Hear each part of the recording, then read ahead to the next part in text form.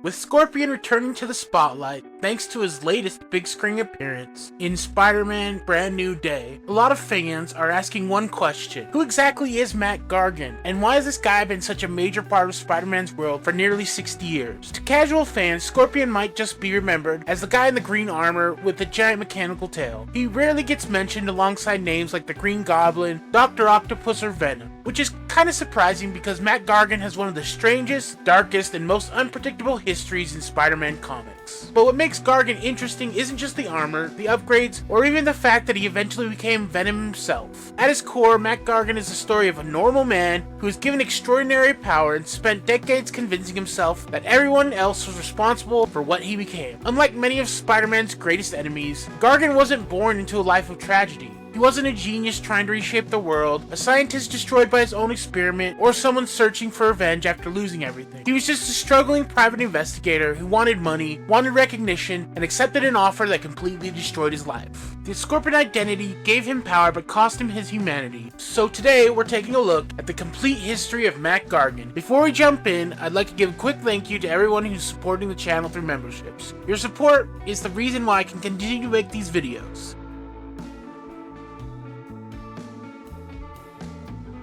Before Mac Gargan became a supervillain, he was a low-level private investigator, willing to take almost any job if the money was good. He made his first appearance in The Amazing Spider-Man number 19 in 1964, created by Stan Lee and Steve Ditko. At this point in Spider-Man's history, Daily Bugle publisher Jonah Jameson was obsessed with proving that Spider-Man was a menace. But what bothered Jameson most was that nobody knew Spider-Man's true identity. More specifically, Jameson couldn't understand how Peter Parker, a teenage photographer working for the Daily Bugle, was constantly able to capture incredible pictures of Spider-Man in action. Jameson believed there had to be a connection, so he hired Mac Gargan to follow Peter and uncover the truth. Gargan was experienced in surveillance, but he had no idea he was tracking someone with a built-in warning system. Peter Parker's spider sense made Gargan's job nearly impossible. Every time the private investigator tried to follow him, Peter always seemed to disappear at exactly the right moment. When Gargan returned to Jameson empty-handed, Jameson refused to accept that his theory was wrong. Instead of admitting he was mistaken, Jameson decided the problem was that Gargan simply wasn't capable enough. And this is where Gargan's entire life changed. Jameson decided that if he couldn't find someone capable of exposing Spider-Man, he would create someone capable of destroying him. Contacting scientist Dr. Farley Stillwell, Jameson funded an experimental procedure designed to enhance a human being, using traits from one of the spider's natural enemies, the Scorpion. The logic was simple: if a spider could be defeated by a scorpion in nature, then maybe a human enhanced with the abilities of Scorpion could defeat Spider-Man. The plan wasn't meant to create a villain. Jameson genuinely believed he was creating a weapon that would finally expose a dangerous criminal. But the mistake would come back to haunt him. Desperate for a big payday, Matt Gargan agreed to undergo Stillwell's experiment, unaware that he was about to trade away the rest of his life for a chance at becoming something greater.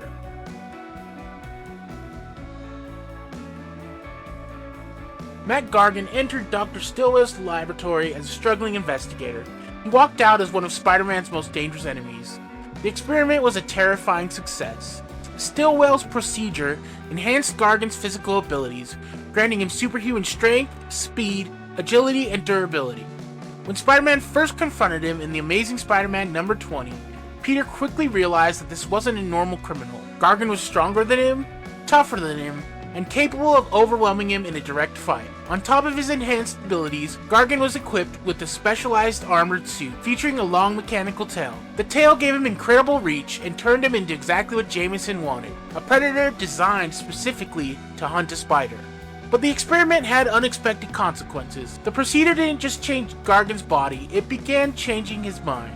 The animal instinct Stillwell had introduced into his DNA started influencing Gargan's behavior, increasing his aggression and paranoia. The more he embraced the Scorpion identity, the more he began losing sight of the person he used to be. And instead of blaming himself for accepting the experiment, Gargan blamed the man who created the opportunity, Jonah Jameson. Jameson had paid for the procedure, Jameson had convinced him it was worth the risk. Jameson was the reason Matt Gargan was no longer just a private investigator. He was now a monster. The irony was that Jameson had accidentally created one of Spider-Man's greatest enemies while trying to prove Spider-Man himself was dangerous. Spider-Man eventually managed to defeat Gargan using his intelligence rather than brute force to overcome someone physically stronger than himself.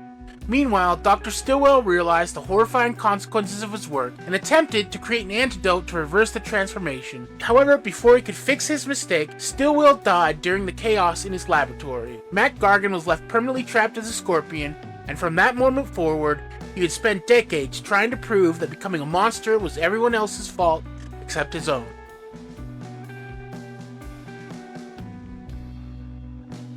After his first defeat, Matt Gargan didn't disappear. If anything, becoming the Scorpion gave him one thing he always wanted: someone to blame. Instead of seeing the experiment as a mistake he willingly agreed to, Gargan became obsessed with the idea that Spider-Man, Jonah Jameson, and everyone around him were responsible for ruining his life. That obsession became the defining trait of the Scorpion. Unlike villains like Dr. Octopus, Norman Osborn, or even the Kingpin, Gargan was rarely interested in building an empire or executing some brilliant master plan. He wasn't a criminal genius trying to reshape the world. He was angry, he was bitter, and he wanted everyone else to suffer because he believed they had taken something from him. Over time, that hatred began to completely consume him. Gargan became so attached to the Scorpion identity that he developed a disturbing psychological delusion. He no longer saw himself as a man wearing armor, he saw himself as the Scorpion. The suit wasn't just equipment anymore, it was an extension of who he was, and his connection to the identity grew stronger. His remaining humanity seemed to disappear. Throughout the 1970s and 80s, Scorpion became one of Spider-Man's most persistent recurring enemies. While he was never usually the mastermind behind major criminal operations, his incredible strength and durability made him one of the most reliable heavy hitters in Marvel's criminal underworld. Organizations like AIM and weapon manufacturers like Justin Hammer frequently upgraded his equipment, turning the original Scorpion suit into a constantly evolving piece of technology. His mechanical tail went from a simple weapon to a dangerous arsenal capable of firing energy blasts, releasing chemicals, delivering electrical attacks, and adapting to different opponents. The more powerful the suit became, the more Gargan convinced himself that he was finally becoming the person he was always meant to be. But no matter how many upgrades he received, the outcome never really changed. He would fight Spider-Man, he would lose, and his resentment would grow even stronger. Outside of his battles with the Wallcrawler, Gargan became a frequent threat across the Marvel Universe. He worked as an enforcer for criminal organizations, joined Egghead's Masters of Evil, fought heroes like Captain America and Miss Marvel, and was even chosen by the Beyonder to participate in the original Secret Wars. But despite fighting some of the biggest heroes in Marvel's universe, Gargan remained trapped in the same cycle: more power,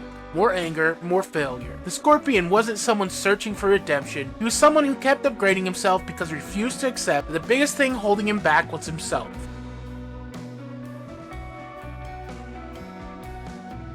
By the early 2000s, Matt Gargan had become a veteran of the superhuman criminal world. He wasn't a mastermind like Norman Osborn or criminal kingpin like Wilson Fisk. If someone needed a superpowered enforcer who could overpower heroes, break through defenses, or simply intimidate an enemy into submission, Scorpion was one of the first names that came to mind. Decades of losing had taken their toll though. Behind the armor and the aggression, Gargan was a deeply unhappy man. He spent years chasing the respect he thought he deserved, but every victory was temporary, every new upgrade eventually failed. Every defeat reminded him that he was still the same person underneath the armor. When Norman Osborn entered his life, and Osborn saw something in Gargan that almost everyone else overlooked, a man who was desperate, a man who wanted power more than anything, and most importantly, a man who was willing to become something monstrous if it meant finally being feared. That made Gargan the perfect candidate for Osborn's next plan. Because Norman Osborn wasn't about to give Mac Gargan more armor, he was about to give him an entirely new identity. Mac's life changed forever when Norman recruited him during a mission involving the kidnapping of Aunt May. During the operation, Gargan came in contact with the Venom symbiote, which had already separated from Eddie Brock. The alien organism was searching for a new host, and Gargan was exactly the kind of person he was looking for. Eddie Brock had always had a complicated relationship with the symbiote. Even in his darkest, Eddie still possessed a twisted sense of morality. He hated Spider-Man, but he wasn't completely without limit. Matt Gargan was different. He wasn't looking for justice, he wasn't looking for redemption, he just wanted revenge.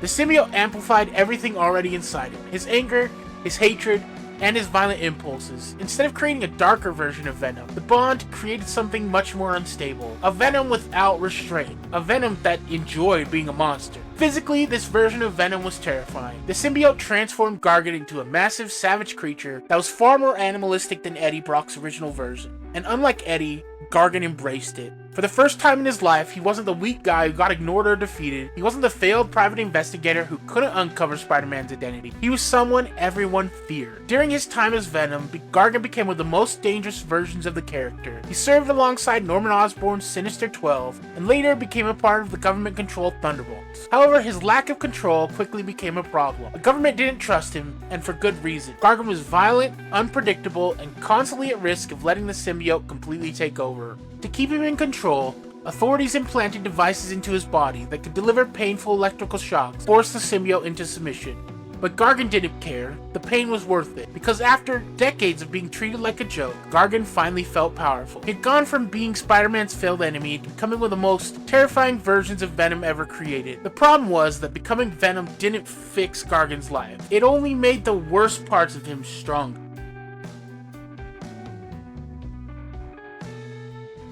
After the events of Secret Invasion, Norman Osborn experienced the greatest rise of his career. The man who had spent years as one of Spider-Man's most dangerous enemies was suddenly viewed by the public as a hero. With S.H.I.E.L.D. dismantled, Osborn was placed in charge of America's security operations and created his own replacement organization, Hammond. But Osborn's greatest move was creating the Dark Avengers. Instead of assembling a team of actual heroes, Osborn gathered some of the most dangerous villains in the Marvel Universe and gave them new identity. His goal was simple: control the public's perception by convincing the world that villains could replace heroes. And for Matt Gargan, Osborn had the perfect role: Spider-Man. For his entire criminal career, Gargan had been obsessed with Spider-Man. Peter Parker represented everything Gargan wasn't. Peter had power but used it responsibility. Gargan had power and used it as an excuse to hurt people. Now, after decades of fighting him, Gargan finally got the one thing he had always wanted. The world believed he was Spider-Man. Using medication provided by Osborn, Gargan was able to suppress the Venom symbiote's massive appearance and reshape it into a sleeker form that resembled Peter Parker's traditional costume. To the public, Spider-Man was now an official member of the Avengers, but behind the mask was still Matt Gargan. And that was the problem. Gargan understood the image of Spider-Man. He understood the costume, he understood the fame, but he never understood the responsibility. Peter Parker's entire identity was built around the idea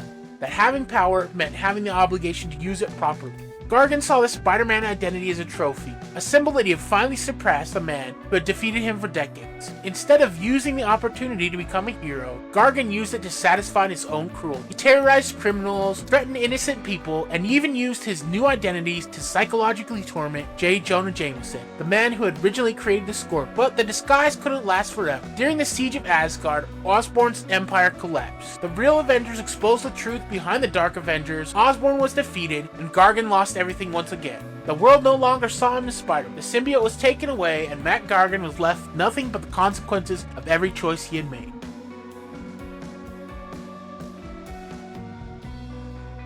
Being separated from the Venom symbiote left Matt Gargan in a terrible condition. The years of bonding with the alien organism had damaged his body, and without the symbiote's abilities, Gargan was once again forced to confront his own limitations. But Gargan had never been someone who accepted weakness. While he was in prison, Alistair Smythe, the creator of the Spider Slayers, offered him a way to return. Smythe created a new advanced Scorpion suit specifically designed to stabilize Gargan's damaged body and restore his abilities. Once again, he became the Scorpion. But this time, he wasn't just returning to his old identity. He was returning as someone who had already experienced what it felt like to be something greater.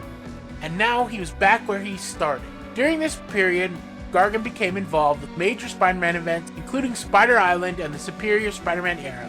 His encounter with Otto Octavius was especially humiliating. When Dr. Octopus took over Peter Parker's body and became the Superior Spider-Man, Gargan expected to face the same hero he fought for decades. Instead, he encountered someone who knew exactly how dangerous he was and had no hesitation about putting him down. Otto defeated Gargan with a level of brutality that Peter Parker usually avoided, proving just how different the Superior Spider-Man truly was. But Gargan's biggest downfall came during Absolute Carnage.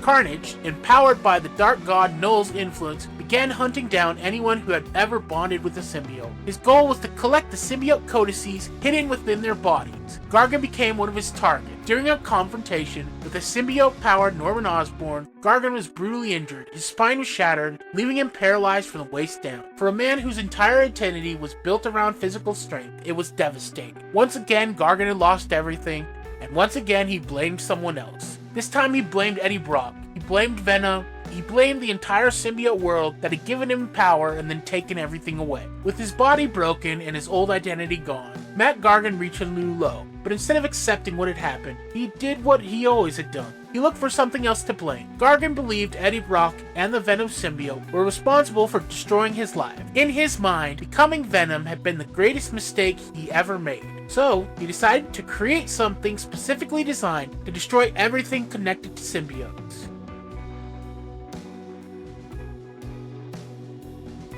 Using his remaining resources, Gargan hired the Tinkerer to build him a new armored suit, made from a combination of stolen technology, including pieces of War Machine armor and Goblin equipment. This wasn't another version of the Scorpion. It wasn't about becoming stronger, it was about revenge. Gargan named himself Virus. The suit gave him mobility again and is equipped with weapons specifically to kill symbiotes, including powerful sonic technology capable of exploiting their weaknesses. His target was Eddie Brock, the man Gargan believed was responsible for ruining his life. Their conflict eventually escalated beyond Earth, leading him through an interdimensional portal into a universe dominated by symbiotes. There, Gargan was once again forcibly bonded with an alien symbiote before ultimately being defeated, and in a way it perfectly represented the tragedy of Matt Gargan. No matter how far he ran from the Scorpion identity, no matter how many new forms he created, he always ended up back where he started, a man trapped by the choices he made. Across nearly 6 decades of comic book history, Matt Gargan has constantly reinvented himself. He went from private investigator to Scorpion, from Scorpion to Venom, from Venom to Spider-Man, and eventually to Virus. On the surface, his story looks like a random collection of upgrades and new costumes, but underneath all of that is one of Spider-Man's darkest character studies. Matt Gargan is the opposite of Peter Parker. Both men were given extraordinary power, but Peter looked at the power and saw responsibility. Matt Gargan looked at that power and saw proof that the world owed him something. Every transformation gave Gargan exactly what he thought he wanted: strength, fear, and recognition. But none of it ever made him happy. The Scorpion suit didn't fix him. The Venom suit definitely didn't fix it. Becoming Spider-Man didn't fix him either. Because Gargan's real problem was never that he lacked power. It was that he refused to accept responsibility. The tragedy of Matt Gargan is that every time he becomes something stronger, he lost another piece of himself. He spent his entire life searching for someone else to blame, when the person responsible for destroying Matt Gargan was Matt Gargan himself. And that was what makes him so interesting as a Spider-Man villain to me. Not because he is the strongest, not because he is the smartest, but because he was a man who was given every opportunity to change, and chose every single time to become something worse. If you enjoyed this deep dive and want even more comic book history, that's exactly what I do here on the channel. So if that sounds like your kind of thing, why not give the video a like and maybe even subscribe? And if you'd like to support the channel a little further, consider becoming a channel member. Members get their name at the end of every video, and it generally helps me keep the channel alive. That's gonna do it for this one. Thanks so much for watching, and as always, I'll catch you in the next one.